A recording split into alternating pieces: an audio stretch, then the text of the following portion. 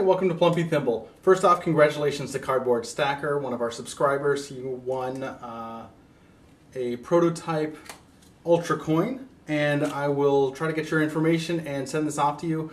We did this promotion because we reached over 50 subscribers, so thank you guys so much for watching and subscribing. We'll probably do another giveaway at 100 subscribers if we ever reach that. So again, thank you guys so much.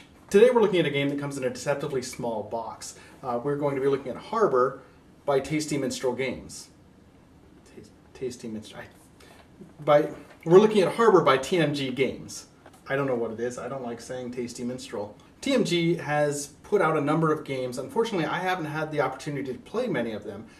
They first really blipped on my radar just recently. I'd heard of some of their releases but hadn't had the chance to play, but I recently backed their Kickstarter for the Emperor's Edition of Colosseum, which is a game that I've heard great things about, but it's very hard to find. So I was excited they're reprinting that. I backed that Kickstarter. Everything looks awesome. It's going to be coming out in January, so I have to wait a while. And I was at Heroes Resource, who let me borrow a copy of this game, and said, hey, why don't you review this? Instantly recognized the TMG logo, and had heard a little bit about this game, but was excited to try it out. One thing that, after writing my review, I generally try to stay away from other reviews until I have written my review. And one thing that I did find afterwards that I wanted to note was that there were quite a few people that kind of said this game was not much to write home about.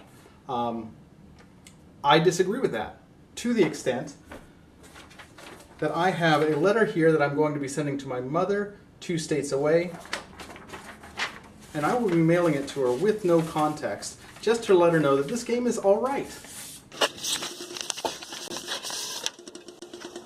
Now, like I said, Harbour comes in a deceptively small box. So we've got this tiny little game that looks like it could be any number of generic card games, except it's not. It's got, for starters, really cool art on it. That's one thing. Tasty Minstrel Games, TMG Games, despite my distaste for their name, they knock it out of the park with art almost every single time that I see one of their projects.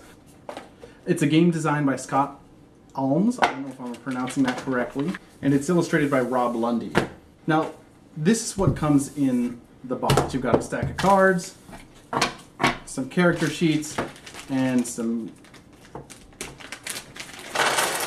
meeples and other tokens. Now, here's what's appealing to me about this game, is that it comes in that small box, but it offers the feel and gameplay of a heavier Euro worker placement game, which is difficult to get people to play. You have to convince them to step out of their dull lives full of sports and hunting. Are those the same thing? Is hunting a sport? Anyway, you have to convince them to step out of their dull, boring lives and right into the excitement of selling and trading goods.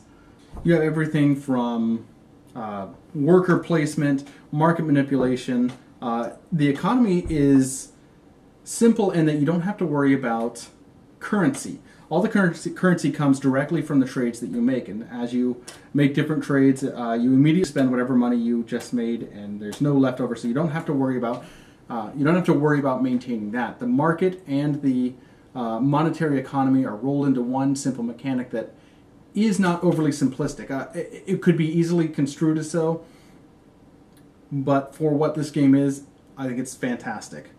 Some of the criticisms about this game, which were apparent for me as well, are that the buildings can kind of offer slim pickings. There's not a ton of options.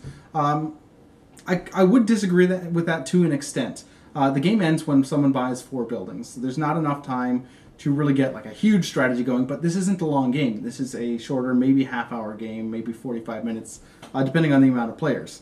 When the game is first starting, especially if you're using the base characters, there's different character sheets and they all have special powers, but if you're all just using the base, you're kind of just moving your meeples around and just getting one or 2 goods at a time. And so it's sort of a slow build, but once things start going and everybody's buying buildings, more showing up, it picks up and it does what it's supposed to do.